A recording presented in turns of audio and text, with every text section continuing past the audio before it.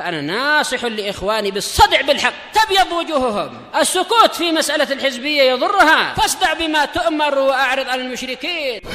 سلامي على دماج ورجالها والشيخ يحيى ودار العلم يا سعد بانيها. أشهد أن محمدا عبده ورسوله.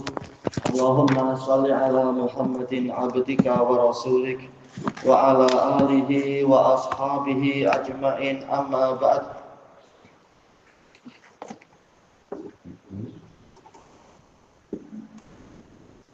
Kita di mana nih? Awal-awal muka surat 79. Baik, dari pembahasan adab masih di level yang keempat. Qala al-mu'allifu hafizahullah ta'ala, yaitu masih membicarakan masalah perkara-perkara yang akan mendorong kita, yang akan menolak kita untuk melakukan kebaikan dan mengerjakan kebajikan. Yang pertama, an-natadzakkar, kita mengingat annallaha ya'lamu aqwalana wa af'alana, bahwasanya Allah mengetahui ucapan-ucapan kita dan perbuatan-perbuatan kita. Allah mengetahui segala yang di langit dan segala yang di bumi, mengetahui seluruh perkara dan mengawasi segalanya. Am abramu amran fa inna mubrimun am yahsabuna anna la nasma'u sirrahum wa najwahum bala wa rusuluna ladaihim yaktubun. Baik. Bahkan mereka menetapkan suatu perkara dan kami juga menetapkan, yaitu mereka membuat tipu daya dan membuat berbagai syubhat untuk menghalangi dakwah Nabi Muhammad SAW. Kami juga membuat suatu urusan untuk membalas tipu daya mereka. Apakah mereka menyangka bahwasanya kami tidak mengetahui ucapan mereka yang rahasia dan ucapan mereka yang jelas, yang terang-terangan? Bahkan kami mengetahui itu, dan para utusan kami mereka mencatat di sisi mereka, yaitu hendaknya kita tahu Allah Ta'ala senantiasa mengawasi kita. Sebagaimana di dalam ayat yang lain Allah Ta'ala mengatakan, ala ya'lamu man khalaqa wa huwal latiful khabir. Apakah yang mencipta itu tidak tahu, sementara dia maha detail pengetahuannya dan maha sempurna kepakarannya. Dinukilkan oleh Imam Ibnul Qayyim rahimahullahu ta'ala di dalam kitab dalam kitab Raudhatul Muhibbin, pernah ada seorang lelaki sedang berjalan-jalan, kemudian dia melintasi suatu kebun yang sangat rindang sampai yang di dalam itu tak nampak, saking banyaknya dedaunan dan seterusnya, rimbunnya dedaunannya. Maka dia mengatakan, kalau saya bawa fulanah ke sini, kemudian saya ajak dia berduaan dalam kebun ini, tak ada orang yang tahu. Tahu-tahu ada suara yang memenuhi seisi kebun itu. Ala ya'lamu man khalaqa wa huwal latiful khabir. Apakah yang mencipta itu tidak tahu, sementara dia maha detail pengetahuannya, latif, yaitu zat yang pengetahuannya sangat mendetail sampai ke daqaiqil umur, perkara-perkara yang sangat mendetail. Al-khabir, yaitu yang memiliki kepakaran yang sempurna. Siapa yang mengucapkan itu? Wallahu alam, apakah malaikat ataukah mungkin jin yang mengingatkan dia dan seterusnya. Intinya, kalaupun para makhluk tidak tahu, maka Allah Subhanahu wa ta'ala mengetahui apa saja yang mereka perbuat. Baik.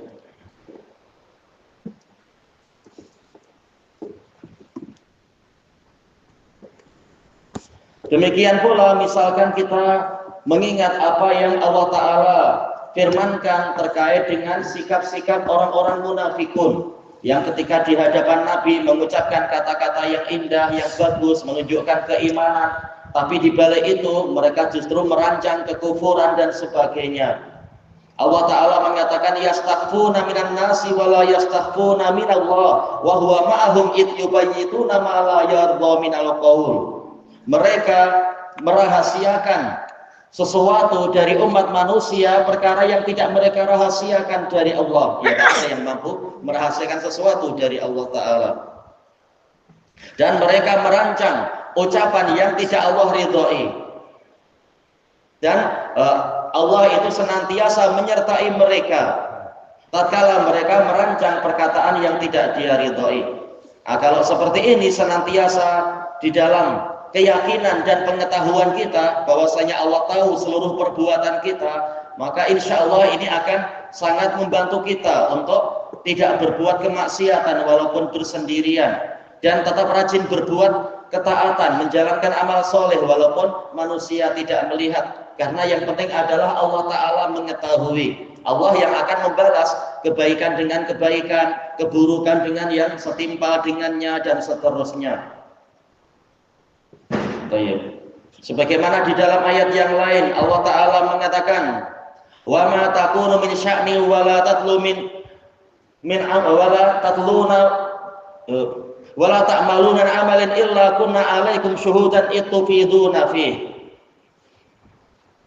Tidaklah kalian berada dalam suatu keadaan dan tidaklah kalian membaca suatu ayat pun kecuali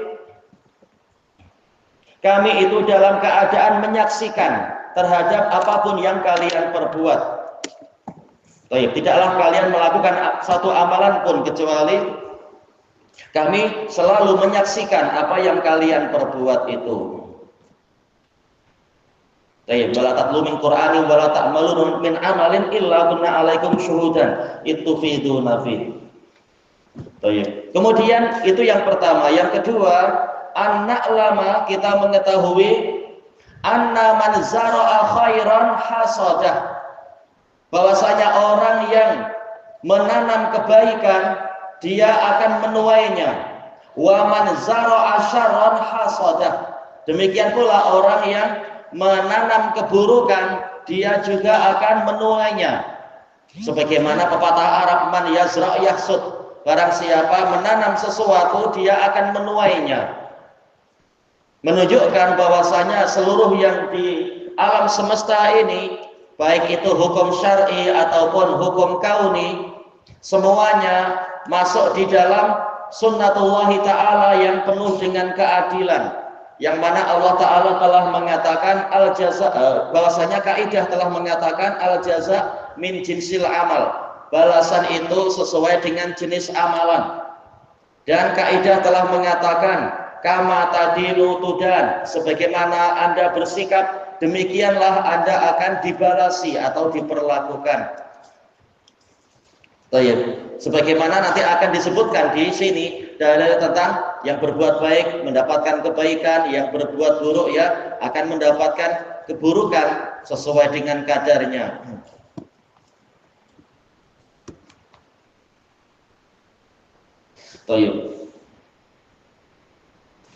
Di sini si penulis menggambarkan bahwasanya amalan-amalan itu adalah bagaikan tanaman, sebagaimana juga yang telah Allah Ta'ala nyatakan di dalam firman-Nya yang mulia, man kana yuridu harsal akhirati nazid lahu fi harsih wa man kana yuridu harsad dunya nu'tihi minha wa ma lahu fil akhirati min nasib. Barang siapa menginginkan tanaman akhirat, maka kami akan tambahkan untuknya tanamannya itu. Dan barang siapa menginginkan tanaman dunia, kami akan berikan sebahagian dari tanaman dunia itu, dan di akhirat dia tidak mendapatkan keuntungan apapun.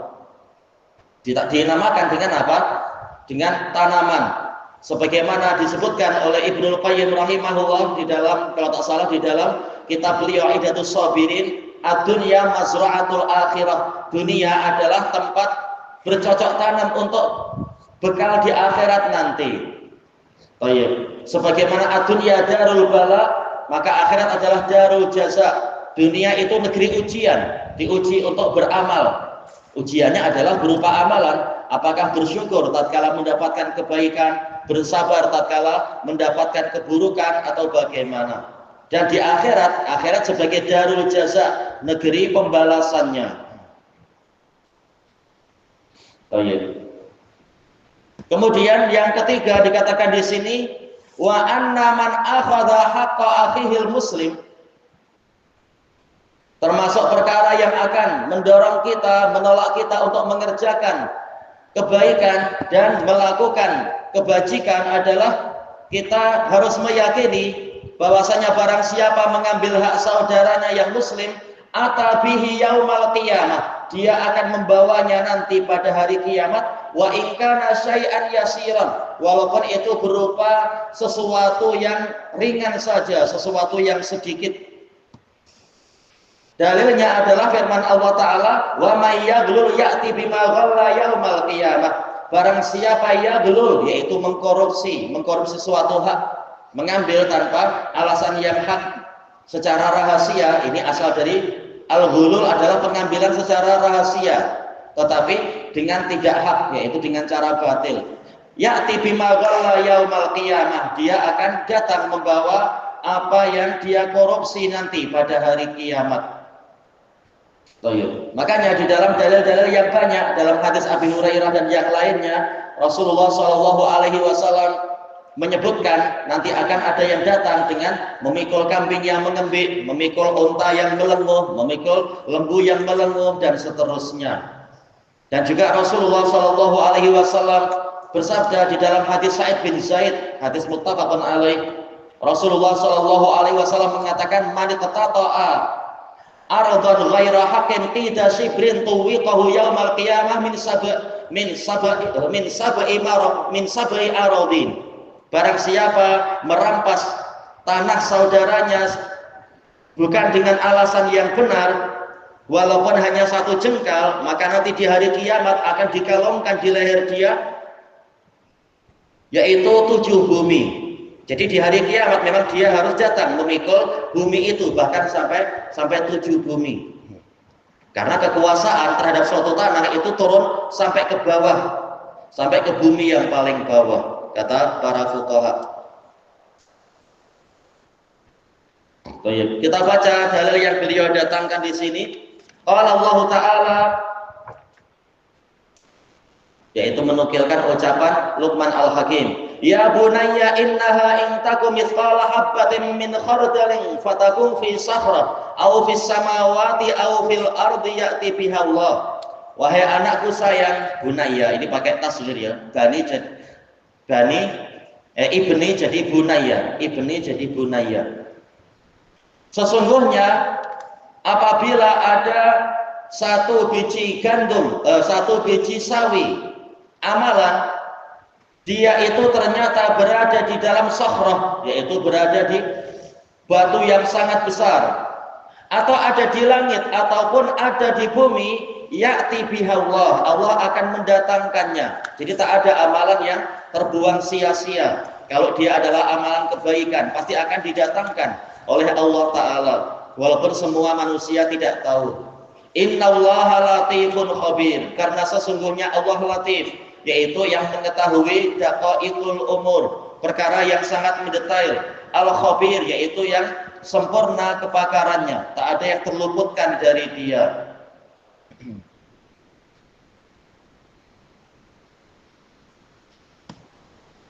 Oh iya, ada nggak dalil yang lain yang menyebutkan walaupun hanya seukuran yang bahkan lebih kecil lagi daripada biji sawi? Yaitu apa? Firman Allah Ta'ala, innallaha la yadhlimu mithqala dzarrah wa in taku hasanatan yudha'ifha wa yu'ti min ladunhu ajran 'azima. Sesungguhnya Allah tidak akan menganiaya walaupun seukuran dzarrah amalan itu. Kalau memang dia adalah amalan kebaikan, Allah akan melipat gandakannya dan memberikan dari sisinya pahala yang agung. Kemudian qala Allah Ta'ala, faman ya'mal mithqala dzarratin khairan yarah. Maka barang siapa mengerjakan seberat dzarrah kebaikan, dia akan melihatnya. Dia akan melihat di dalam catatannya dan akan melihat hasilnya itu. Wa may ya'mal mithqala dzarratin syarran yarah, dan barang siapa mengerjakan amalan seberat darah keburukan, dia juga akan melihatnya, melihat dalam catatan dan melihat hasilnya. Ini dalil yang bersifat umum, akan dikhususkan dengan dalil-dalil yang lain tentang ada syarat-syaratnya, ada mawaniknya dan sebagainya. Tapi secara umum inilah yang menjadi hukum Allah Ta'ala. Kita lihat soal-soal di sini at-taqwim. Yang pertama, hal akhadta syai'an ala ikhwanik au jiranika biduni ilmihim. Apakah Anda mengambil sesuatu yang menjadi milik ala, menunjukkan kita menganiaya kepemilikan dari saudara-saudara Anda atau tetangga Anda tanpa mereka tahu? Jawabannya? La. La, insya Allah. Kalaupun ada, segera minta dimaafkan. Mangkana li akhihi madlimatan min irdihi aw min malihi falyatahalalhu yawma qabla ya'ti yawmun la dirhamal fihi wala dinar. Barang siapa melakukan penganiayaan kepada saudaranya, baik terkait dengan hartanya ataukah kehormatannya, hendaknya dia minta dihalalkan sekarang, sebelum datangnya suatu hari yang di hari itu tidak ada dinar dan tidak ada dirham, tak ada harta benda untuk menebus dirinya. In kana lahu hasanah ukhidha min hasanatih. Jika dia punya kebaikan, maka diambil dari kebaikan-kebaikannya tadi. Wa in faniyat hasanatuhu qabla an yuqda ma alaihi ukhidat min sayyiati sahibihi faturiha alaihi faulqiya finnar. Tapi jika dia tidak memiliki kebaikan, maka diambillah keburukan dari saudaranya itu kemudian dilemparkan kepada dirinya, sehingga dianya kemudian dilemparkan ke dalam neraka. Ya, hadis diriwayatkan oleh Imam Muslim dari Abi Hurairah radhiyallahu anhu. Ada aja penganiayaan, ada aja kekeliruan, segera minta untuk diselesaikan, minta untuk dimaafkan kalau memang kita yang keliru dan seterusnya. Kemudian yang kedua, idza wajadta qalama zamilik. Jika Anda mendapatkan pen milik teman Anda, rekan Anda, alal ard, ada di atas tanah, fahal ta'khudhu biduni ilmi. Apakah Anda mengambilnya tanpa dia tahu? Jawabannya apa? Lari kemana? Jawabannya apa? Jawabannya apa? Kalau niatnya mengambil untuk mengembalikan, ini amal soleh, membantu saudaranya mendapatkan hak dia. Adapun kalau untuk mencuri, memanfaatkan tanpa izin, ini yang tak boleh. Yang ketiga, hal yarakallahu hina tamuddu yadaika li akhdhi syai'. Apakah Allah melihatmu tatkala engkau menghulurkan kedua tanganmu untuk mengambil sesuatu? Na'am, tentunya demikian. Allah tahu apapun yang diperbuat oleh para hambanya, bahkan tahu apa yang ada di dalam isi dada. Yang terakhir, man akhadha syai'an biduni idzin. Barang siapa mengambil sesuatu tanpa izin, madza yasulu lahu yaumal qiyamah. Apa yang akan dia alami pada hari kiamat? Iya, dia akan membawa di hari kiamat itu, membawa pengkhianatan dia atau pencurian dia atau korupsinya dan seterusnya sampai diselesaikan segala urusannya. Ilahuna wallahu a'lam.